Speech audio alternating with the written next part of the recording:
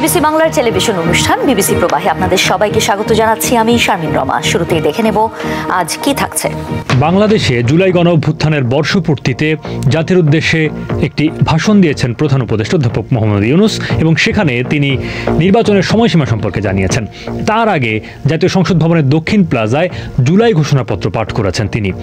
এই ঘোষণাপত্র এবং নির্বাচনের সময়সীমা নিয়ে রাজনৈতিক দলগুলো কি ভাবছে, কি কি আলোচনা চলছে বাংলাদেশের রাজনৈতিক পরিমণ্ডলে, তা আজকে আমাদের আলোচনার বিষয়। সঙ্গে রয়েছেন বিবিসি সাংবাদিক কাদির কল্লোল। কাদির, আপনাকে স্বাগত। আলোচনা শুরুর আগে বলে রাখি, বিবিসি বাংলার সর্বশেষ সংবাদ এবং বিশ্লেষণ জানতে চোখ রাখুন বিবিসি বাংলার ওয়েবসাইটে, যুক্ত থাকুন সোশ্যাল হ্যান্ডেলগুলোতে, সাবস্ক্রাইব করুন বিবিসি বাংলার ইউটিউব চ্যানেল। কাদির, জুলাই ঘোষণাপত্র এবং নির্বাচনের সময়সীমা, এই দুটো বিষয়কে রাজনৈতিক দলগুলো ঠিক কিভাবে দেখছে? আসলে নির্বাচনের যে সময়ের কথাটা এসছে প্রধান উপদেষ্টার ভাষণে, সেই বিষয়টাতে দলগুলোর মানে কোনো দলেরই খুব একটা আপত্তি আছে সেটা মনে হয়নি, বিভিন্ন দলের সাথে কথা বলে যেটা আমি দেখেছি। তবে জুলাই ঘোষণাপত্র সেটা নিয়ে কোনো দল অসন্তুষ্টি বা হতাশা প্রকাশ করেছে। যে দলগুলো এখন সক্রিয় আছে তাদের মধ্যে গুরুত্বপূর্ণ দলগুলোই কিন্তু হতাশা বা অসন্তুষ্টি প্রকাশ করেছে। নির্বাচনের প্রশ্নে যদি প্রথমে আসি, তাহলে যেটা বলতে পারি যে অন্যতম প্রধান দল বিএনপি, তাদের পক্ষ থেকে প্রধান উপদেষ্টা জাতির উদ্দেশ্যে ভাষণের পরপরই একটি তাৎক্ষণিক প্রতিক্রিয়া তুলে ধরা হয়েছে বা দলের অবস্থান তুলে ধরা হয়েছে সাংবাদিকদের কাছে। সেই বক্তব্য দিয়েছেন দলটির স্থায়ী কমিটির সদস্য সালাউদ্দিন আহমদ। তিনি যেটা বলেছেন যে তারা এই নির্বাচনের সময় যেটা ঘোষণা করা হয়েছে ফেব্রুয়ারি মাসে, অর্থাৎ রোজার আগে, সেটিকে তারা স্বাগত জানাচ্ছেন। তারা মনে করছেন যে প্রধান উপদেষ্টার দিক থেকে এই ঘোষণা রাজনীতিতে একটি স্থিতিশীল পরিবেশ তৈরি করবে এবং নির্বাচন নিয়ে যে এক ধরনের সন্দেহ বা দোদুল্যমানতা ছিল সেই জায়গাটা থেকে সেই জায়গাটা কেটে যাবে। মিস্টার আহমেদের সঙ্গে আমি নিজেও কথা বলছিলাম। তিনি যেটা বলছেন যে নির্বাচন আগে থেকেও যদি সরকারের পক্ষ থেকে বলা হচ্ছিল যে নির্বাচন ফেব্রুয়ারিতে হতে পারে, ফেব্রুয়ারি থেকে এপ্রিল, তার আগে জুন, এই ধরনের কথা বলা হচ্ছিল যে আগামী বছরের, কিন্তু এখন একটি সুনির্দিষ্ট সময় এলো, ফলে যে সন্দেহ, এক ধরনের আস্থার অভাব, নির্বাচন হবে কিনা এই ধরনের আলোচনাও ছিল, সেই জায়গাগুলো কেটে যাবে বলে বিএনপি মনে করছে। সে কারণেই তারা সেই জায়গাটাতে স্বাগত জানাচ্ছে। আর অন্যান্য দল, যেমন যে দলগুলো আছে তাদের মধ্যে গুরুত্বপূর্ণ যে দলগুলো আছে, যেমন জামায়াত ইসলামী, যাদের প্রভাব রয়েছে ছাত্র নেতৃত্ব গণ অভ্যুত্থানের, তাদের যে দল জাতীয় নাগরিক পার্টি বা এনসিপি, তাদের আবার নির্বাচনের সময় নিয়ে তারা ওইভাবে সরাসরি আপত্তি করছেন না। জামায়াত ইসলামীর সেক্রেটারি জেনারেল মিয়া গোলাম পরোয়ার, তার সঙ্গে আমি কথা বলছিলাম। তিনি যেটা বলছেন যে তাদের দলের পক্ষ থেকেই আগে বলা হয়েছিল যে রমজানের আগে নির্বাচন করা যায় ফেব্রুয়ারিতে, তো ফলে এখন ফেব্রুয়ারিতে নির্বাচনের কথা বলছে, সরকারের পক্ষ থেকে বলা হচ্ছে, ফলে তাদের এতে কোনো আপত্তি নেই। কিন্তু তাদের প্রশ্ন আছে জুলাই ঘোষণাপত্র নিয়ে। এনসিপির জ্যেষ্ঠ যুগ্ম আহ্বায়ক আরিফুল ইসলাম আদিব, তার সঙ্গে আমি কথা বলছিলাম। তিনিও যেটা বলছেন যে নির্বাচনের সময়ের বিষয়টাতে তারা কথা বলতে চান না, কিন্তু জুলাই ঘোষণাপত্র যেটা ঘোষণা করা হয়েছে সেই জায়গায় তাদের বড় আপত্তি আছে, তাদের অসন্তুষ্টি আছে। জামায়াতের মিয়া গোলাম পরোয়ার, তিনি তো হতাশাই প্রকাশ করলেন জুলাই ঘোষণাপত্র নিয়ে। ফলে জুলাই ঘোষণাপত্র নিয়ে বামপন্থী আরও বিভিন্ন দলের সঙ্গে যখন আমি কথা বলছিলাম, তারাও কিন্তু এক ধরনের অসন্তুষ্টি প্রকাশ করছে। ইসলামপন্থী অন্যান্য দলগুলো, তাদের দিক থেকেও এক ধরনের অসন্তুষ্টি আছে ঘোষণাপত্র নিয়ে, কিন্তু নির্বাচন প্রশ্নে খুব একটা আপত্তি সেটা মনে হয়নি। এখন জুলাই ঘোষণাপত্র প্রধানত যে ছাত্র নেতৃত্ব বা তরুণ নেতৃত্ব গণঅভ্যুত্থানে সামনের সারিতে ছিল, তাদের প্রত্যাশা ছিল এবং তারা তখনও এখনকার যে রাজনৈতিক দল সেটি গঠন করেনি। 2024 সালের ডিসেম্বরের শেষ সময় তারা এটি একরকম প্রকাশ করার উদ্যোগী নিয়েছিল বলা চলে। সেই সংগঠনটির বা পরবর্তীতে তারা যে রাজনৈতিক দল গঠন করেছে তাদের হতাশা কেন, জামায়াতি বা কেন হতাশা প্রকাশ করছে? এনসিপি জাতীয় নাগরিক পার্টি, তাদের দিক থেকে যেটা বক্তব্য বলা হচ্ছে যে গণঅভ্যুত্থানের পর সব রাজনৈতিক দল এবং অন্তর্বর্তী সরকার যখন গঠিত হয়, তাদের পক্ষ থেকে একটা প্রতিশ্রুতি দেওয়া হয়েছিল যে সংস্কার করা এবং সংস্কার বাস্তবায়ন করা, তার ভিত্তিতে নির্বাচন বা গণতান্ত্রিক ধারার দিকে এগোবে। সেই জায়গাটাতে তারা মনে করছে যে সেখান থেকে সরে এসে নির্বাচনের দিকে এগোনো হচ্ছে। এই দলটির আমি যেটি বলছিলাম যে জ্যেষ্ঠ যুগ্ম আহ্বায়ক আরিফুল ইসলাম আদিব, তিনি বলছেন যে তারা মনে করছেন যে সংস্কার বা অন্যান্য যে দাবিগুলো ছিল সেগুলোকে বাদ দিয়ে বিএনপির পক্ষে বা বিএনপির মতামত নিয়ে একপাক্ষিকভাবে নির্বাচনের দিকে সরকার এগিয়ে গেল, সেই জন্যই তাদের আপত্তি। আর জামায়াত ইসলামের দিক থেকেও, জামায়াত ইসলামের মিয়া গোলাম পরোয়ার তিনিও প্রায় একই রকম তারও প্রতিক্রিয়া, যে তারাও মনে করছেন যে সংস্কার বা অন্যান্য বিষয়গুলো বাদ দিয়ে এগিয়ে যাওয়া হচ্ছে। এছাড়াও বড় যে বিষয়টাতে তাদের আপত্তি, সেটা হচ্ছে যে সংবিধানে, মানে এটাকে সাংবিধানিকভাবে স্বীকৃতি দেয়া, সংবিধানে যুক্ত করা, সেটা কোথায় যুক্ত করা হচ্ছে সেটা নিয়ে প্রশ্ন আছে এনসিপি এবং জামায়াত ইসলামের। জামায়াত ইসলামের মিয়া গোলাম পরোয়ারের বক্তব্য হচ্ছে তাদের প্রস্তাব ছিল সংবিধানের প্রস্তাবনায় যুক্ত করা এই মানে জুলাই ঘোষণাপত্রকে, সেটা করা হচ্ছে না, সেখানে চতুর্থ তফসিলে ঘোষণা মানে যুক্ত করার কথা বলা হচ্ছে। এটা তারা মনে করছেন যে এটা বাস্তবায়নের ভারটাও ছেড়ে দেওয়া হচ্ছে পরবর্তী নির্বাচিত সংসদের উপর। এর ফলে যেটা হবে, যেটা কাগজে একটা বিষয় হয়ে দাঁড়াবে, এটা জামাত মনে করছে। ফলে এর কোনো মানে কতটা গুরুত্ব পাবে পরবর্তীতে সেটা তারা মানে নিশ্চয়তা নেই। এনসিপির নেতা আরিফুল ইসলাম আদিব, তারও বক্তব্য যে এটা একটি কাগজে বাঘ হয়েই থাকবে, কারণ যেহেতু সংবিধানে তফসিলে যুক্ত করা হচ্ছে, পরবর্তী সংসদের উপরে ছেড়ে দেওয়া হচ্ছে, পরবর্তী সরকারে সেটা করবে কিনা সেটাও তাদের কাছে সন্দেহ থাকছে। ফলে এই মূল জায়গাটাতে পার্থক্য।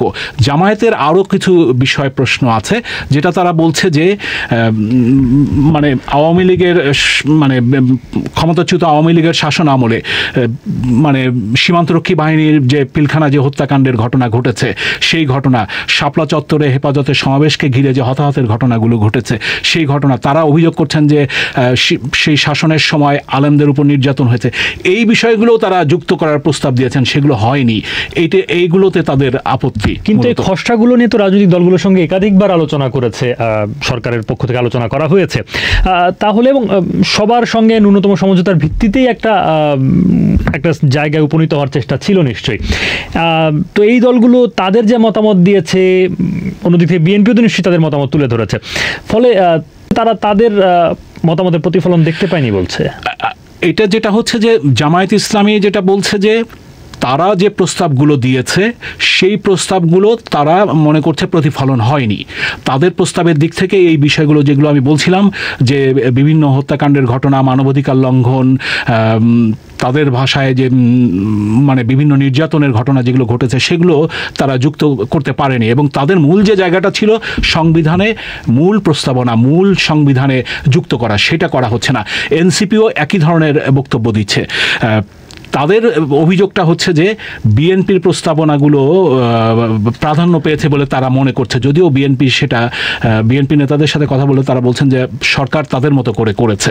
এই ধরনের বক্তব্যগুলো এসছে। তাহলে চূড়ান্ত যেই রূপ দেওয়া হয়েছে এই জুলাই ঘোষণাপত্রকে, সেটি কি আসলে দলগুলো শেষ মুহূর্তে অর্থাৎ অনুমোদিত বা চূড়ান্ত রূপটি কি তারা দেখেনি?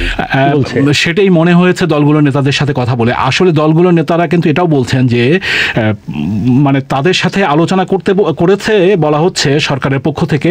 মূলত তিনটি দলের সাথে প্রথমে কথা বলা হয়েছে, বিএনপি, জামায়াত ইসলামী এবং এনসিপি। অন্য দলগুলো কিন্তু এই ঘোষণাপত্র নিয়ে সেভাবে জানে না, তাদের কাছ থেকে সেভাবে মতামত নেওয়া হয়নি। দলগুলোর অভিযোগ অনেকটা অতি গোপনীয়তার সাথে এই ঘোষণাপত্র তৈরি করা হয়েছে, সরকার তৈরি করেছে। এই দলগুলোর অভিযোগ হচ্ছে যে তাদের কাছে প্রস্তাবনা নেওয়া হয়েছে, তারপর চূড়ান্ত কি করা হয়েছে তারা সেটা জানে। শেষ মুহূর্তে তারা যখন ঘোষণা হয়েছে, মানে অনানুষ্ঠানিকভাবে এই তিন দলের নেতারাই বলছেন যখন ঘোষণা করা হয়েছে তখন তারা বুঝতে পেরেছেন যে কোন বিষয়গুলো এলো। সে কারণেই একপাক্ষিক বা কারো প্রস্তাব আসেনি, কেউ অসন্তুষ্টি, হতাশা, এই ধরনের কথাগুলো এসছে। সেখানে বিশেষ করে জামায়াত ইসলাম এবং এনসিপি হতাশা প্রকাশ করেছে। এর বাইরে, এই তিনটি দলের বাইরে অন্য যে দলগুলো আছে, বামপন্থী অনেক দল আছে, বিভিন্ন জোট আছে, ইসলামপন্থী অনেক দল আছে, তাদের সাথে কথা বলে যেটা মনে হয়েছে তারা এই বিষয়গুলো জানতেনই না কি হচ্ছে ঘোষণাপত্র নিয়ে, কি তাদের কাছ থেকে সেইভাবে কোনো আলোচনাই করা হয়নি। এই অভিযোগগুলো তারা করছেন। ফলে কোনো দল কিন্তু গণতন্ত্র মঞ্চ বা এগুলোর কোনো দল তারা কিন্তু এ নিয়ে ক্ষোভ প্রকাশ করেছেন, এই ঘোষণাপত্র নিয়ে তাদের আপত্তির কথা বিবৃতি দিয়েও জানিয়েছেন। এই যে এই দলগুলোর কোনো দলের যে হতাশা, সেটি নিয়ে বিএনপির পক্ষ থেকে কোনো প্রতিক্রিয়া জানা গেছে? তারা কিছু ভাবছে এটা নিয়ে? বিএনপির পক্ষ থেকে যেটা বলা হচ্ছে যে কোন দলের সাথে সরকার কি আলোচনা করেছে সেটা তাদের জানার বিষয় নয়। বিএনপি নেতারা বলছেন তাদের কাছে প্রস্তাব চাওয়া হয়েছিল, তারা দিয়েছিলেন, তারাও শেষ চূড়ান্ত হওয়ার আগে পর্যন্ত জানতেন না কোন বিষয়গুলো আসছে এবং তাদের বিষয়গুলো আসছে কিনা সেটা তারা জানতেন না। তবে একটা অভিযোগ বিএনপির দিক থেকে প্রথমে ছিল যে ৭১ এবং ৭১-এর মুক্তিযুদ্ধ এবং ২৪-এর গণ অভ্যুত্থান দুটোকে মুখোমুখি করার একটা চেষ্টা ছিল।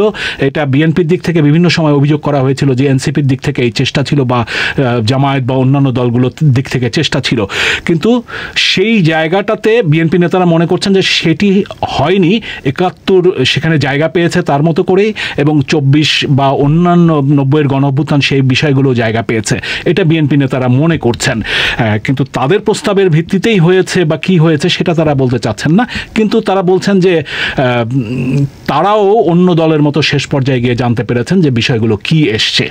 এছাড়া যে ২৮টি দফা এতে রয়েছে বা ধারা এতে রয়েছে এই ঘোষণাপত্রে, সেইগুলো নিয়ে বিশেষ কোনো দফা বা ধারা নিয়ে রাজনৈতিক দলগুলোর মধ্যে কোনো আলোচনা চোখে পড়েছে কিনা, ওই বিশ্লেষকরাই বা কিছু বলছেন কিনা?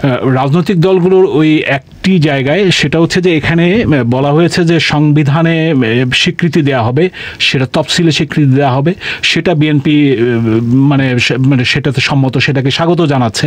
বিএনপির পক্ষ থেকে এটাও বলা হচ্ছে যে রাষ্ট্রীয় এবং সাংবিধানিকভাবে যথাযথ স্বীকৃতি দেওয়া হবে, সেটা বিএনপি স্বাগত জানায়। কিন্তু জামায়াত ইসলামী বা অন্য দলগুলো তারা সেটা মূল প্রস্তাবনায় স্বীকৃতি চাচ্ছে।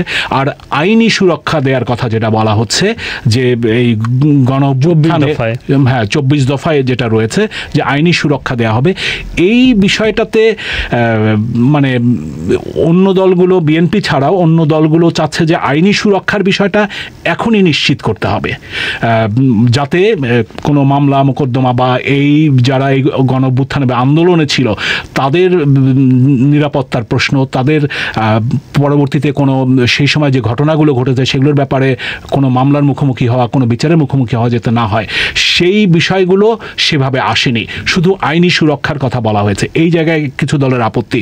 তবে বিএনপি মনে করছে যে আইনি সুরক্ষার কথা যেটা বলা হয়েছে সেটি যথাযথভাবে বলা হয়েছে, ফলে এই মূল বিষয়টাতেই কিন্তু আসলে বিতর্ক। আর অন্য বিষয়গুলোতে সেভাবে বিতর্ক ওইভাবে নেই, কিন্তু ওই যে মানে এক এক দলের রাজনৈতিক দৃষ্টিভঙ্গি থেকে, জামাত তার রাজনৈতিক দৃষ্টিভঙ্গি থেকে কিছু বিষয় এনেছিল, এনসিপি তাদের রাজনৈতিক দৃষ্টিভঙ্গি থেকে কিছু বিষয় এনেছে।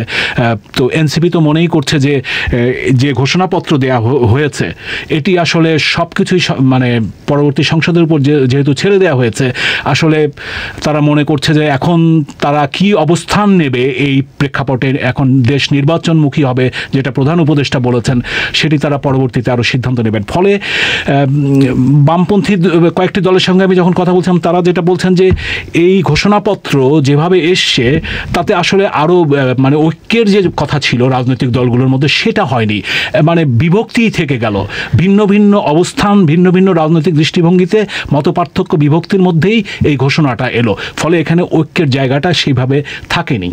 আচ্ছা, এখন তাহলে সামনের দিনগুলোতে যেহেতু নির্বাচনের একটা সময়সীমা প্রধান উপদেষ্টা জানিয়ে দিয়েছেন, ঐক্য তৈরির যে প্রচেষ্টা সেটি কি নতুন করে কোনো চ্যালেঞ্জে পড়তে পারে? বিশ্লেষকদের সাথে কথা বলে যেটা মনে হয়েছে যে যেহেতু নির্বাচন, তো দলগুলোর মধ্যে যেটা আছে যে ক্ষমতায় যাওয়ার প্রতিযোগিতা বা ক্ষমতার কাছে থাকার প্রতিযোগিতা বা বিরোধী দলের আসনে বসার প্রতিযোগিতা, তো সেটা যেহেতু আছে, এখানে যেহেতু অন্যতম প্রধান দল বিএনপি, তার সম্ভাবনাটাই বেশি ক্ষমতার দ্বার প্রান্তে সেই দলটি মনে করছে। জামায়াত বা অন্যদের, জামায়াত মনে করছে তারা সংসদে একটা শক্ত অবস্থান নেবে বা বিরোধী দলের অবস্থানে যাবে, বিশ্লেষকদের ধারণা এটা, এই ধরনের ধারণাগুলো আছে। ফলে মানে এই সময় যত নির্বাচনের সময় যাবে তখন কাদা ছোড়াছুড়ি বা প্রতিদ্বন্দ্বিতার জায়গা থেকেও পরস্পর বিরোধী বক্তব্যগুলো আসবে। এছাড়া আরও একটি বড় বিষয় যেটা বিশ্লেষকরা দেখছেন সেটা হচ্ছে যে সংস্কার প্রস্তাবগুলো যেগুলো নিয়ে আলোচনা চলছে, জাতীয় ঐক্যমত্য কমিশন যে আলোচনা করছে যেটা ভিত্তিতে জুলাই সনদ হবে, সেখানে কিন্তু সংবিধানের সংশোধনীর মূল বিষয়গুলো বা মৌলিক বিষয়গুলোতে কিন্তু ঐক্যমত্য হয়নি এখনও। সেখানে উচ্চকক্ষের সংসদে উচ্চকক্ষ আনার বিষয়টা এসছে, তার ভোট কিভাবে হবে, রাষ্ট্রপতির ক্ষমতা, প্রধানমন্ত্রীর ভারসাম্য আনা, মানে সাংবিধানিক কমিশন গঠন, এই বিষয়গুলোতে এখনও কিন্তু বিতর্ক, এখনও আলোচনা চলছে। মৌলিক অনেক বিষয় যেহেতু হয়নি, হয়নি। সনদের বিষয়টা কি দাঁড়াবে, জাতীয় জুলাই ঘোষণাপত্র নিয়ে বিতর্কটা থেকেই গেল, বিভক্তিটা থেকেই গেল, ফলে আরও জটিলতা, আরও সমস্যাগুলো বাড়তে পারে, এটা বিশ্লেষকরা মনে করছেন। রাজনীতিকদেরও কিন্তু অনেকে এমনটাই বলছেন। এক দফা দাবিতে বৈষম্য বিরোধী ছাত্র আন্দোলন ঘোষিত মার্চ টু ঢাকা কর্মসূচি একদিন এগিয়ে যখন 5ই আগস্ট ঘোষণা করা হয়, তখন থেকেই বাংলাদেশের রাজধানী ঢাকার পরিস্থিতি আরও থমথমে হতে থাকে। 4 আগস্ট সন্ধ্যা থেকে অনির্দিষ্টকালের কারফিউ ঘোষণা করে তৎকালীন শেখ হাসিনার সরকার। 5ই আগস্ট ভোর থেকেই ঢাকার প্রায় প্রতিটি গুরুত্বপূর্ণ পয়েন্ট ও রাস্তার কাঁটাতারের ব্যারিকেড বসিয়ে অবস্থান নিয়েছিল সেনাবাহিনী ও পুলিশ, যে কারণে খুব সকালে রাস্তায় ছিল না কোনো যানবাহন, জনমানুষের উপস্থিতিও ছিল না একেবারেই। এমন থমথমে অবস্থা ছিল উত্তরা, তেজগাঁও, যাত্রাবাড়ি, রামপুরা, মোহাম্মদপুর সহ ঢাকার বিভিন্ন এলাকায়। আগে থেকেই যাদের কাছে কারফিউ পাস ছিল তাদের অনেকেই সেদিন সকালে ঢাকার রাস্তায় বের হয়ে পুলিশ ও সেনাবাহিনীর জেরার মুখে পড়েন। সকাল 10টার পর থেকে পরিস্থিতি একটু একটু করে বদলে যেতে শুরু করে। কারফিউ ভেঙে রাস্তায় নামে ছাত্র জনতা। কোটা সংস্কারের দাবিতে শিক্ষার্থীদের আন্দোলনের অন্যতম গুরুত্বপূর্ণ পয়েন্ট ছিল ঢাকার উত্তরা। 5ই আগস্ট ভোর থেকে সেখানে শক্ত অবস্থান নেয় সেনাবাহিনী ও আইনশৃঙ্খলা বাহিনীর সদস্যরা। রাস্তায় কাঁটাতারের ব্যারিকেড দিয়ে অবস্থান নিতে দেখা গিয়েছিল সেনাবাহিনীকে। সকাল 11:30টার দিকে সেই ব্যারিকেড ভেঙে ছাত্র জনতার মিছিল গণভবন অভিমুখে যাত্রা শুরু করে। কারো হাতে লাঠি, কারো হাতে জাতীয় পতাকা। বিভিন্ন বয়সী মানুষ ছিল সেখানে, যার মধ্যে উল্লেখযোগ্য সংখ্যক ছিল নারী। শেখ হাসিনার পদত্যাগ দাবিতে স্লোগান দিতে দেখা যায় এসব মিছিলে। ভোর থেকেই নিরাপত্তা বাহিনীর কঠোর অবস্থান দেখা যায় ঢাকা বিশ্ববিদ্যালয় এলাকায়। সকাল 10টার দিকে কয়েকশো শিক্ষার্থী জড়ো হয়েছিলেন কেন্দ্রীয় শহীদ মিনার এলাকায়। সেখানে থাকা আইনশৃঙ্খলা বাহিনীর সদস্যরা তাদেরকে ছত্রভঙ্গ করতে গুলি, টিয়ারশেল ও সাউন্ড গ্রেনেড ছুড়ে। সকাল থেকে রামপুরা, বনশ্রী ও বাড্ডা এলাকায় কড়া নিরাপত্তা বেষ্টনী তৈরি করে রেখেছিল আইনশৃঙ্খলা রক্ষাকারী বাহিনী। সকাল 10টার পর থেকে বনশ্রীর ভেতরের রাস্তাগুলোতে ছাত্র জনতা জড়ো হতে শুরু করে। আস্তে আস্তে মানুষের সংখ্যাও বাড়তে শুরু করে। সকাল 11টার পর বনশ্রীর গলিগুলো থেকে মানুষজনকে লাঠিসোঁটা হাতে রামপুরা ব্রিজের দিকে এগোতে দেখা যায়। ওই এলাকায় তখন পুলিশের পাশাপাশি ছিল সেনাবাহিনীর কড়া পাহারা। বনশ্রীর ভেতর থেকে বড় একটি মিছিল যখন রামপুরা ব্রিজে পৌঁছায় তখন ঘড়ির কাঁটায় দুপুর 1টা। এ সময় সেনা সদস্যরা ছাত্র জনতার মিছিলটিকে থামিয়ে তাদেরকে জানায় কিছুক্ষণ পরেই টেলিভিশনে বক্তব্য দেবেন সেনাপ্রধান। স্পষ্ট হতে থাকে কিছু একটা ঘটতে যাচ্ছে। 1:45টার দিকে অনেক স্থানে সেনা সদস্যদের ঘিরে উল্লাস করতে দেখা যায় আন্দোলনকারীদের। অনেকেই রাস্তার ওপর সিজদায় লুটিয়ে পড়েন, কাউকে কাউকে দুহাত তুলে মোনাজাতে কান্নাও করতে দেখা যায়। যদিও তখনও পর্যন্ত কেউ নিশ্চিত করে বলেননি যে বাংলাদেশের 15 বছরের শাসন ক্ষমতা থেকে পদত্যাগ করেছেন শেখ হাসিনা। বিকেল 3টার দিকে প্রথমে গণভবন ও পরে তেজগাঁওয়ে প্রধানমন্ত্রীর কার্যালয় নিরাপত্তার দায়িত্বে থেকে পিজিআর, এসএসএফ সহ নিরাপত্তা বাহিনীর সদস্যরা সরে গেলে সেখানে দলে দলে মানুষ প্রবেশ করে। অনেকেই গণভবনের ভেতরে ঢুকে ভাঙচুর করেন।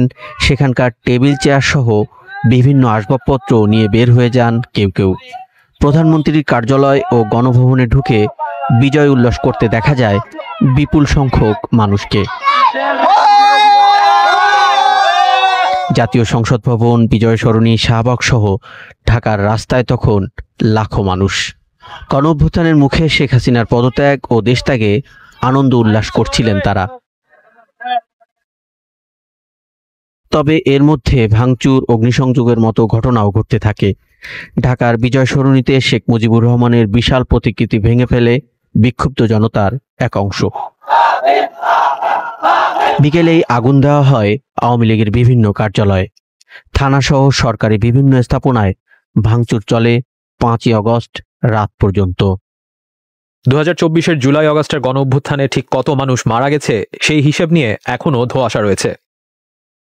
বাংলাদেশের অন্তর্বর্তী সরকারের পক্ষ থেকে মুক্তিযুদ্ধ বিষয়ক মন্ত্রণালয় যে গেজেট তৈরি করেছে তাতে জুলাই অভ্যুত্থানে নিহতের সংখ্যা বলা হচ্ছে 844 জন। অন্যদিকে এই আন্দোলন নিয়ে জাতিসংঘের ফ্যাক্ট ফাইন্ডিং মিশন যে প্রতিবেদন তৈরি করেছে তাতে নিহতের সংখ্যা বলা হচ্ছে প্রায় 1400 জন। সরকারের তালিকা ও জাতিসংঘের প্রতিবেদনে নিহত সংখ্যায় এতটা পার্থক্য কেন সেটি নিয়েও প্রশ্ন তৈরি হয়েছে। মুক্তিযুদ্ধ বিষয়ক মন্ত্রণালয় বলছে সারা দেশে জেলা প্রশাসন ও হাসপাতালগুলোর তথ্য নিয়ে তারা নিহতের তালিকা তৈরি করেছে, যেই তালিকায় পুলিশ বা আওয়ামী লীগ নেতাকর্মীদের নাম রাখা হয়নি। এছাড়া গত বছরের আন্দোলনে মারা যাওয়া অনেককে বেওয়ারিশ হিসেবেও দাফন করা হয়েছে। মুক্তিযুদ্ধ বিষয়ক মন্ত্রণালয়ের তালিকায় বেওয়ারিশ বা অজ্ঞাতনামা কারো নাম যুক্ত করা হয়নি। সরকারের পক্ষ থেকে বলা হচ্ছে যে গত বছরের জুলাই অগাস্টে আন্দোলনকারী সহ পুলিশ ও আওয়ামী লীগ নেতাকর্মীরাও নিহত হয়েছিল, তবে সরকারি গেজেটে শুধু যুক্ত করা হয়েছে পুলিশ ও আওয়ামী লীগ নেতাকর্মীদের হাতে নিহত হওয়াদের নাম। এছাড়া আন্দোলনে নিহত যে 844 জনের নাম সরকারি গেজেটে রাখা হয়েছে সেখানেও কারো কারো নাম একাধিকবার এসেছে। অন্যদিকে সরকারের তালিকায় শুধু 5ই আগস্ট পর্যন্ত নিহতদের নাম আসলেও জাতিসংঘের প্রতিবেদনে বলা হয়েছে গত বছরের 1 জুলাই থেকে 15 আগস্ট পর্যন্ত প্রায় 1400 মানুষ মারা গেছেন বাংলাদেশে। অর্থাৎ সরকারের তালিকায় শুধু 5ই আগস্ট পর্যন্ত নিহতদের হিসেব করা হলেও জাতিসংঘের প্রতিবেদনে হিসেব করা হয়েছে 15 আগস্ট পর্যন্ত নিহতের সংখ্যা। বিশ্লেষকরা মনে করছেন 5ই আগস্ট থেকে 15 আগস্টের মধ্যে বিভিন্ন রাজনৈতিক হামলায় মারা যাওয়া ব্যক্তিদের রাখা হয়েছে জাতিসংঘের তালিকায়। ওই সময়ের মধ্যে মারা যাওয়াদের অনেকেই আওয়ামী লীগ ও তাদের অঙ্গ সংগঠনের কর্মী। এছাড়া গত বছরের জুলাই আগস্টে হওয়া আন্দোলনের সময় মারা যাওয়া পুলিশ সদস্যদের নামও জাতিসংঘের হিসেবে অন্তর্ভুক্ত করা হয়েছে বলে ধারণা করা হচ্ছে। পুলিশ হেডকোয়ার্টার্সের গত বছরের অক্টোবরের তালিকা অনুযায়ী আন্দোলনের সময় 44 জন পুলিশ সদস্য নিহত হয়েছিলেন। তবে জাতিসংঘের হিসেবে আন্দোলনে নিহত হওয়া পুলিশ ও 5 থেকে 15 আগস্ট পর্যন্ত রাজনৈতিক হামলায় নিহতদের নাম রাখা হয়েছে বলে ধারণা করা হলেও সেই সংখ্যাটি ঠিক কত তা নিয়ে সুনির্দিষ্ট কোনো তথ্য পাওয়া যায়নি। গাজায় ইসরায়েলের দখল নীতি নিয়ে যখন আন্তর্জাতিক মহলে উদ্বেগ বাড়ছে, তখন মার্কিন প্রেসিডেন্ট ডোনাল্ড ট্রাম্প জানিয়ে দিলেন গাজার ভবিষ্যৎ নির্ধারণে হস্তক্ষেপ করবেন না তিনি। মঙ্গলবার এক সাংবাদিক সম্মেলনে ট্রাম্পকে জিজ্ঞেস করা হয়, ইসরায়েল যদি পুরো গাজা দখলের সিদ্ধান্ত নেয় তাহলে কি হবে যুক্তরাষ্ট্রের অবস্থান? জবাবে ট্রাম্প বলেন, আমার লক্ষ্য গাজায় খাবার পৌঁছানো। পুরো গাজা দখল করবে কি করবে না সেই সিদ্ধান্ত ইসরায়েলের। 2023 সালের অক্টোবর থেকে শুরু হওয়া গাজা যুদ্ধে কঠোর সামরিক কার্যক্রম পরিচালনা করছে ইসরায়েল। এতে ইসরায়েলের নিয়ন্ত্রণে চলে গেছে গাজার প্রায় 86% এলাকা। ফিলিস্তিনি বাসিন্দাদের জোরপূর্বক সরিয়ে দেওয়া হচ্ছে এক জায়গা থেকে অন্য জায়গায়। গাজার বাকি অংশের মানুষের জীবনও এই অভিযানের কারণে পড়েছে ভয়াবহ ঝুঁকিতে। প্রতিদিন ইসরায়েলি বোমাবর্ষণ ও খাদ্য সংকটের মধ্যে দিন যাপন করছে তারা। নেতানিয়াহুর পুরো গাজা দখলের পরিকল্পনা হামাস ও অন্যান্য গোষ্ঠীর হাতে আটক থাকা ইসরায়েলি বন্দীদের জীবন নিয়েও তৈরি করেছে নতুন উদ্বেগ। জাতিসংঘের ঊর্ধ্বতন কর্মকর্তা মিরোস্লাভ জেনকা মঙ্গলবার সতর্ক করে বলেছেন, গাজা পুরোপুরি দখল করলে তা ডেকে আনতে পারে বিপর্যয়কর পরিণতি। তিনি বলেন, আন্তর্জাতিক আইন এই বিষয়ে স্পষ্ট। গাজা ভবিষ্যৎ ফিলিস্তিনি রাষ্ট্রের অবিচ্ছেদ্য অংশ হতে হবে এবং তা থাকবেই। 2005 সালে গাজা থেকে ইসরায়েল তাদের সেনা ও বসতি প্রত্যাহার করেছিল। তবে বিশ্লেষকদের মতে গাজার আকাশপথ, জলসীমা ও প্রবেশপথের নিয়ন্ত্রণ ইসরায়েল ধরে রাখায় অঞ্চলটি তখনও কার্যত দখলাধীন ছিল। 2023 সালের যুদ্ধ শুরুর পর থেকেই ডানপন্থী ইসরায়েলি নেতারা চাচ্ছেন গাজায় পুনরায় সেনা ও বসতি স্থাপন করতে। নেতানিয়াহু গাজার সব ফিলিস্তিনিকে সরিয়ে দিয়ে অঞ্চলটিকে ফিলিস্তিন শূন্য করার ইঙ্গিত দিয়েছেন, যা কার্যত জাতিগত নির্মূলের শামিল। 2024 সালের ফেব্রুয়ারিতে ট্রাম্পও একই ধরনের প্রস্তাব দেন। বলেছিলেন, গাজাকে ফাঁকা করে মধ্যপ্রাচ্যের একটি নয়নাভিরাম পর্যটক কেন্দ্রে রূপান্তর করতে চান তিনি। গাজায় স্থল অভিযান জোরদারের খবরে বাড়ছে আন্তর্জাতিক উদ্বেগ। খাদ্য সংকট পৌঁছেছে চরমে। মার্চ মাস থেকে গাজায় প্রায় সব ধরনের সাহায্য প্রবেশ বন্ধ করে দিয়েছে ইসরায়েল। ফলে যুক্তরাষ্ট্র সমর্থিত জিএইচএফই এখন একমাত্র ভরসা। তবে এখানেও নিরাপত্তা নেই। জিএইচএফ ত্রাণ কেন্দ্রগুলোর দিকে যাওয়ার সময় ইসরায়েলি সেনাদের গুলিতে এখন পর্যন্ত শত শত ফিলিস্তিনি নিহত বা আহত হয়েছেন। তবুও যুক্তরাষ্ট্র এখনও এই ত্রাণ ব্যবস্থার পক্ষে। জাতিসংঘকে সরাসরি ত্রাণ বিতরণের অনুমতি দিতে আন্তর্জাতিক আহ্বানে সাড়া দিচ্ছে না ইসরায়েলের এই মিত্র। সাম্প্রতিক দিনে ইসরায়েল কিছু খাদ্যবাহী ট্রাক প্রবেশের অনুমতি দিয়েছে। বিমান থেকেও ফেলা হচ্ছে ত্রাণ, তবে এসব চাহিদার তুলনায় খুবই কম। মঙ্গলবার মার্কিন প্রেসিডেন্ট ট্রাম্প আবারও তার পুরনো দাবি তুলে ধরে জানান, যুক্তরাষ্ট্র গাজায় $60 মিলিয়ন সহায়তা দিয়েছে, যার মধ্যে 30 মিলিয়ন গেছে GHF এর কাছে। তিনি বলেন, যুক্তরাষ্ট্র সম্প্রতি গাজায় $60 মিলিয়ন দিয়েছে, কারণ ওখানে মানুষ সত্যিকার অর্থেই খাবারের কষ্টে আছে। ট্রাম্প আরও বলেন, আমার বিশ্বাস ইসরায়েল আমাদের এই প্রক্রিয়ায় সহায়তা করবে। আরব রাষ্ট্রগুলোর কাছ থেকেও আমরা সহায়তা আশা করছি। তারা সম্ভবত অর্থ এবং খাদ্য বিতরণ উভয় ক্ষেত্রেই সহায়তা দেবে। গাজায় ইসরায়েলের এই সামরিক অভিযানে এখন পর্যন্ত 61,000-এরও বেশি মানুষ নিহত হয়েছেন। অধিকাংশ এলাকা পরিণত হয়েছে ধ্বংসস্তূপে। জাতিসংঘ এবং আন্তর্জাতিক মানবাধিকার সংস্থাগুলো একে গণহত্যা হিসেবে অভিহিত করেছে। সমুদ্রে যার যত বেশি নিয়ন্ত্রণ, সে তত বেশি শক্তিশালী। প্রাকৃতিক সম্পদ আহরণ থেকে শুরু করে ভূ রাজনৈতিক প্রেক্ষাপটে পরাশক্তি হয়ে উঠতে সমুদ্র নিয়ন্ত্রণ প্রতিষ্ঠায় জোর দিচ্ছে চীন। চাইছে দক্ষিণ চীন সাগরের নিয়ন্ত্রণ নিয়ে এশিয়ায় একচ্ছত্র আধিপত্য বিস্তার করার। প্রতিদ্বন্দ্বী দেশটিকে টেক্কা দিতে চাইছে ভারত। আর সেই কৌশলের অংশ হিসেবেই এবার দক্ষিণ চীন সাগরে ফিলিপাইনের সঙ্গে যৌথ নৌ মহড়ায় অংশ নিয়েছে দেশটি। বিষয়টি নিয়ে ফিলিপাইন ও ভারতের উপর চটেছে বেইজিং। আল জাজিরা ও রয়টার্সের প্রতিবেদনে বলা হয়েছে, এই প্রথম চীন সাগরে যৌথ নৌ মহড়া করেছে ভারত ও ফিলিপাইন। আর এই নৌ মহড়া উপলক্ষে গত 1 অগাস্ট ফিলিপাইনে পৌঁছায় ভারতের যুদ্ধজাহাজ। এর 2 দিন পর শুরু হয় যৌথ মহড়া। আর এই মহড়াটি হয়েছে ফিলিপাইনের বিশেষ অর্থনৈতিক অঞ্চলে। মহড়ায় ভারতের পক্ষে অংশ নিয়েছিল জাহাজ guided missile destroyer INS Delhi, tanker INS শক্তি এবং করভেট INS কিল্টানদ। আর ফিলিপাইনের পক্ষে অংশ নেয় 2টি ফ্রিগেট, BRP মিগুয়েল মালবার ও BRP হোজে রিজাল। দ্বিপাক্ষিক এই মহড়া চলাকালে 5 দিনের রাষ্ট্রীয় সফরে ভারত গেছেন ফিলিপাইনের প্রেসিডেন্ট ফার্দিনান্দ মার্কোস, যেখানে সমুদ্র সম্পর্ক আরও গভীর করা এবং প্রতিরক্ষা, ওষুধ শিল্প ও কৃষি খাতে সহযোগিতার সুযোগ খোঁজার বিষয়ে আলোচনা হওয়ার কথাও রয়েছে দুই দেশের। হঠাৎ ফিলিপাইনের সঙ্গে ভারতের এই নৌ মহড়ার কারণ হিসেবে জানা যায়, চীন যাতে সমুদ্রসীমা আর না বাড়াতে পারে তাই ঠেকাতেই জোর প্রচেষ্টা চালাচ্ছে ফিলিপাইন। আর সেই প্রচেষ্টার অংশ হিসেবে বেইজিং এর প্রতিপক্ষদের সঙ্গে সখ্য গড়ে তুলছে ম্যানিলা। এর আগে যুক্তরাষ্ট্র, জাপান, অস্ট্রেলিয়া, ফ্রান্স ও কানাডার সঙ্গেও মহড়া চালিয়েছে দেশটি। যৌথ এই মহড়া নিয়ে ফিলিপাইনের সামরিক প্রধান রোমিও ব্রাউনার জানান, গত মার্চ মাসে ভারতের সামরিক প্রধানের সঙ্গে সাক্ষাতের সময়ই এই মহড়ার পরিকল্পনা করা হয়েছিল। মহড়াটি ভালোভাবে শেষ হলেও এই সময় তাদের উপর যে নজর রাখা হয়েছিল সেটাও জানান তিনি। সামরিক প্রধান বলেন, আমরা কোনো ধরনের অপ্রীতিকর ঘটনার মুখে পড়িনি, তবে আমাদেরকে অনুসরণ করা হচ্ছিল, যেটা আমরা আগেই অনুমান করেছিলাম। দক্ষিণ চীন সাগরে বাইরের কাউকে ডেকে এনে ফিলিপাইনের যৌথ মহড়ায় চটেছে বেইজিং। চীনের পররাষ্ট্র মন্ত্রণালয় এই ব্যাপারে এক বিবৃতিতে বলেছে, কোনো অঞ্চলের সীমানা বা সমুদ্রপথ নিয়ে বিরোধ থাকলে তা সংশ্লিষ্ট দেশগুলোর মধ্যেই সমাধান হওয়া উচিত। তৃতীয় পক্ষের হস্তক্ষেপ কাম্য নয়। চীনের এমন চটে যাওয়ার অবশ্য কারণও আছে, কেননা দীর্ঘদিন ধরেই প্রায় পুরো দক্ষিণ চীন সাগরকে নিজের অংশ বলে দাবি করে আসছে বেইজিং। আন্তর্জাতিক বাণিজ্যেও এই রুটটি চীনের জন্য অত্যন্ত গুরুত্বপূর্ণ। এই পথ ব্যবহার করে প্রতি বছর $3 ট্রিলিয়ন পণ্য পরিবহন করে চীন। অথচ বেইজিং এর সঙ্গে এই সমুদ্র ভাগ করে ব্রুনেই, ইন্দোনেশিয়া, মালয়েশিয়া, ফিলিপাইন ও ভিয়েতনাম। এই দেশগুলোর সঙ্গে সমুদ্র সীমা নিয়ে চীনের বিরোধ রয়েছে। এই বিরোধ নিষ্পত্তিতে আন্তর্জাতিক সালিসি আদালতের দ্বারস্থ হয়েছিল দেশগুলো। পরে 2016 সালে তাদের পক্ষে রায়ও দেওয়া হয়। বলা হয়, চীনের পুরো দক্ষিণ চীন সাগরের দাবি অবৈধ, যদিও তা আজ অবধি মেনে নেয়নি বেইজিং। একসময় রাশিয়ার প্রেসিডেন্ট ভ্লাদিমির পুতিন আর মার্কিন প্রেসিডেন্ট ডোনাল্ড ট্রাম্পের বন্ধুত্ব এবং রাজনৈতিক বোঝাপড়া খুব ভালো ছিল। মনে হয়েছিল তারা একসঙ্গে অনেক কিছুতে একমত হয়ে কাজ করবেন। এমনকি গত ফেব্রুয়ারিতে জাতিসংঘে রাশিয়ার পক্ষ নিয়েছিল যুক্তরাষ্ট্র। কিন্তু এখন তাদের সম্পর্ক যেন একদম উল্টো পথে চলছে। সম্প্রতি ব্রিটিশ সংবাদ মাধ্যম BBC এই বিষয়ে একটি প্রতিবেদন প্রকাশ করেছে। বিবিসির প্রতিবেদনে বলা হয়, রাশিয়ার একটি জনপ্রিয় পত্রিকা মস্কোভস্কি কমসোমোলেটস বলেছে, ট্রাম্প পুতিনের সম্পর্ক এখন এমন অবস্থায় পৌঁছেছে যেখানে দুই দেশের মধ্যে যে কোনো সময় বড় ধরনের সংঘর্ষ হতে পারে, কারণ কেউই থামছে না বা নিজের অবস্থান বদলাচ্ছে না।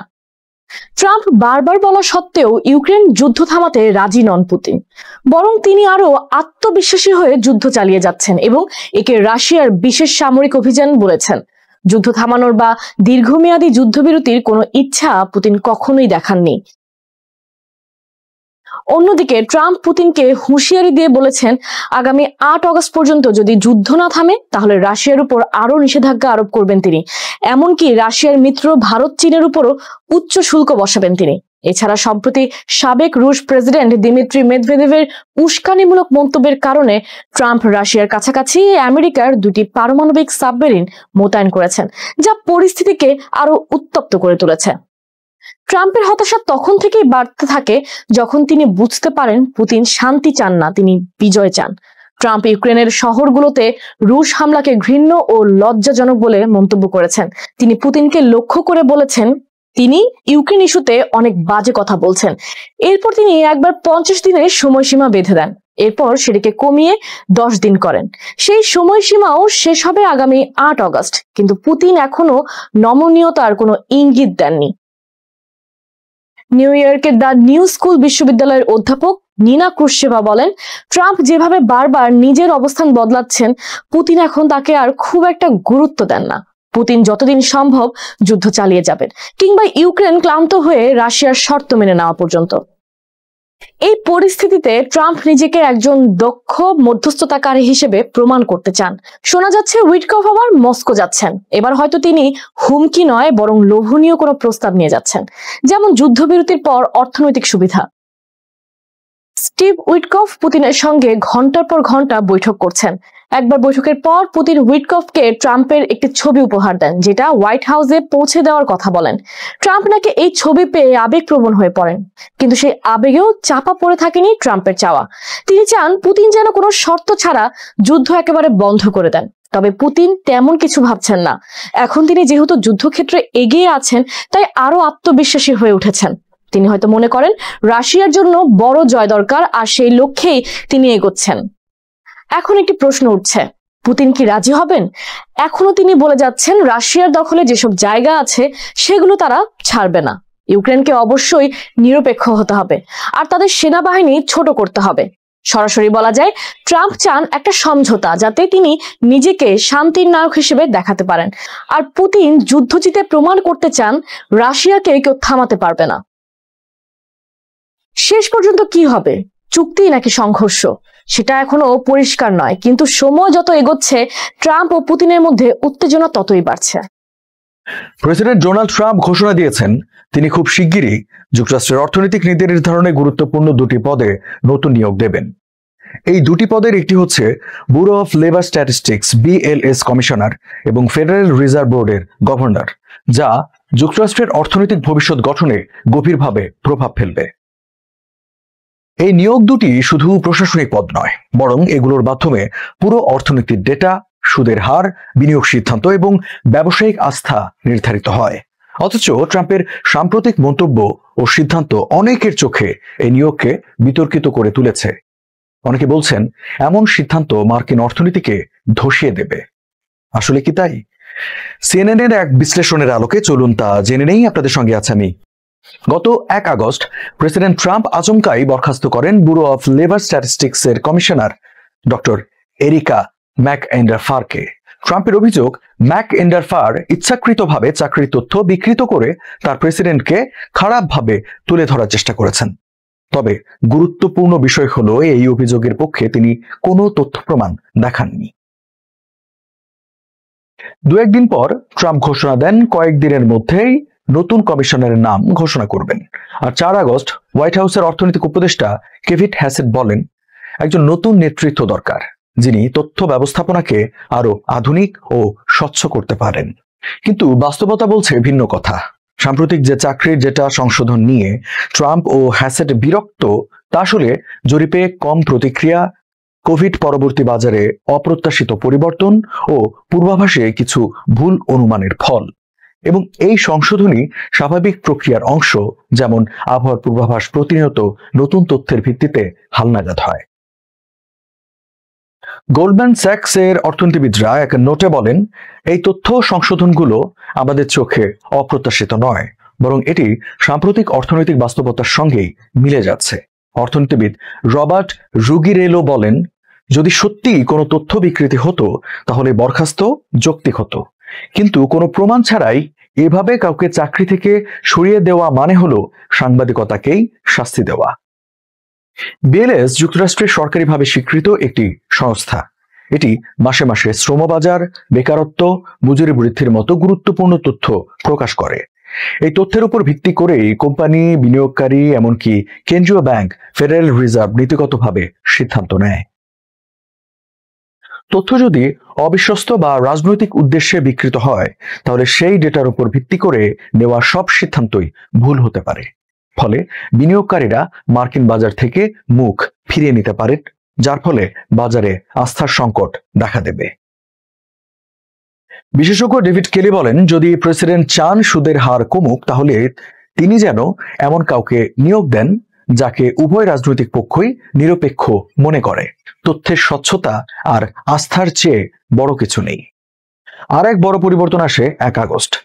ফেডারেল রিজার্ভ বোর্ডের গভর্নর অ্যাড্রিয়ানা কুগলার ঘোষণা দেন তিনি আগাম পদত্যাগ করবেন। আগামী 8 আগস্ট থেকে তা কার্যকর হবে। এই ঘোষণার পর ট্রাম্পের হাতে একটি ফাঁকা আসন চলে আসে, যা তিনি তার ইচ্ছা মতো যে কাউকে বসিয়ে পূরণ করতে পারবেন। এই গভর্নর হচ্ছেন কেন্দ্রীয় ব্যাংকের সুদের হার নির্ধারণকারী দলটির অংশ। অতএব এখানে নিয়োগ পাওয়া একজন ট্রাম্প ঘনিষ্ঠ ব্যক্তি ভবিষ্যতে ফেডের চেয়ারম্যানের পদেও চলে যেতে পারেন। ট্রাম্প ইতিমধ্যেই বর্তমান ফেড চেয়ারম্যান জেরোম পাওয়েলকে বহুবার সরিয়ে দেওয়ার হুমকি দিয়েছেন। যদিও সেটা কার্যকর করেননি, তবে আগামীতে যদি তার মনোনীত গভর্নর ছায়া ফেড চেয়ারম্যান হিসেবে কাজ করতে শুরু করেন, তাহলে ফেডের নিরপেক্ষতা বিপন্ন হবে, এমনটাই আশঙ্কা করছেন অনেক অর্থনীতিবিদ ডারিও পার্কিন্স বলেন, আমি পরবর্তী ফেড চেয়ারম্যানকে আগে ভাগেই অবিশ্বস্ত মনে করছি, যদিও জানিও না সে কে। ট্রাম্প বারবার বলেছেন, আমরা অর্থনীতিতে শক্তিশালী, আমরা ইতিহাস গড়ছি। অনেক ক্ষেত্রেই তা সত্যি। বিশেষ করে বিনিয়োগ ও ব্যবসায়িক আস্থা কিছু সময় আগেও শক্ত অবস্থানে ছিল। কিন্তু 1 আগস্ট প্রকাশিত চাকরির তথ্য স্পষ্ট করে দিয়েছে শ্রমবাজার আসলে প্রত্যাশার চেয়ে অনেক দুর্বল। আর এই পরিস্থিতিতে ফেডের নির্ভরযোগ্য ডেটা ও স্বাধীন সিদ্ধান্ত গ্রহণ ক্ষমতা আগের চেয়ে আরো জরুরি। ঠিক এমন সময়ে ট্রাম্প একটি গুরুত্বপূর্ণ বার্তা দিচ্ছেন যে তিনি নিজেই তথ্য নিয়ন্ত্রণ করতে চান, অর্থাৎ বাজারের প্রকৃত অবস্থা কি তা দেখার বদলে তিনি সেই স্কোরবোর্ড অপারেটরকে বরখাস্ত করছেন, যিনি বাস্তব চিত্র তুলে ধরেছেন। এই পরিস্থিতি শুধু প্রশাসনের উপর নয়, সাধারণ মার্কিন নাগরিক, চাকরি প্রার্থী, বিনিয়োগকারী সবার উপর প্রভাব ফেলবে। ফেডারেল রিজার্ভের মতো প্রতিষ্ঠান যে সিদ্ধান্ত নেয় তা কখনো জনপ্রিয় নাও হতে পারে, কিন্তু সেটি দেশের সামগ্রিক স্থিতিশীলতার জন্য জরুরি। যেমন 2022 সালে ফেড সুদের হার বাড়িয়েছিল মুদ্রাস্ফীতি রোধ করতে। এটি জনপ্রিয় সিদ্ধান্ত ছিল না, এমনকি অর্থনৈতিক মন্দার ঝুঁকি তৈরি হয়েছিল, কিন্তু তা প্রয়োজনীয় ছিল। আজ যখন মূল্যস্ফীতি কিছুটা নিয়ন্ত্রণে এসেছে, তখন সেই সিদ্ধান্তের গুরুত্ব আবার সামনে এসেছে। ভবিষ্যতে যদি রাজনৈতিক চাপের কারণে তথ্য হয় বা সুদের হার শুধু নির্বাচনী সুবিধার জন্য নিয়ন্ত্রণ করা হয়, তাহলে সেটি মার্কিন অর্থনীতির জন্য একটি দীর্ঘমেয়াদী সংকট তৈরি করবে। ডেভিড কেলি বলেন, যদি আপনার লক্ষ্য হয় সুদের হার কমানো, তাহলে প্রথমেই নিশ্চিত করতে হবে যে সবাই বিশ্বাস করে আপনি যে তথ্য দিচ্ছেন তা সত্য। দর্শক, আজকের মতো আলোচনা শেষ করছি। আপনারা যারা যুক্ত ছিলেন আপনাদেরকে ধন্যবাদ জানিয়ে শেষ করতে চাই। শুধু মনে করিয়ে দিই, বিবিসি বাংলার সর্বশেষ সংবাদ এবং বিশ্লেষণ জানতে চোখ রাখুন বিবিসি বাংলার ওয়েবসাইটে, সাবস্ক্রাইব করুন বিবিসি বাংলার ইউটিউব চ্যানেল, যুক্ত থাকুন সোশ্যাল হ্যান্ডেলগুলোতে। সবাইকে শুভকামনা জানিয়ে আমি শারমিন রমাজ এখানেই বিদায় নিচ্ছি। ভালো থাকবেন।